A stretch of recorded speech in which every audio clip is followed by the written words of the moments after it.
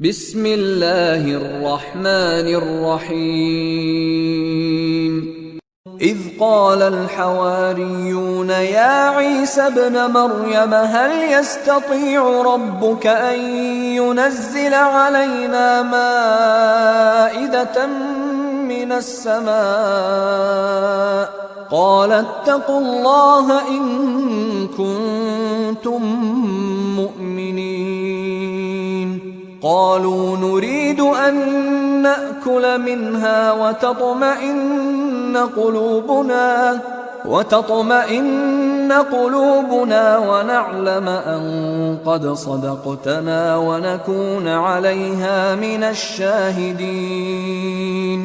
قال عيسى ابن مريم اللهم ربنا أنزل علينا مائدة من السماء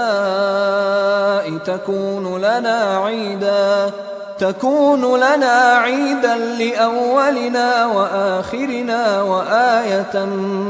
منك وارزقنا وأنت خير الرازقين قال الله إني منزلها عليكم فمن يكفر بعد منكم فإني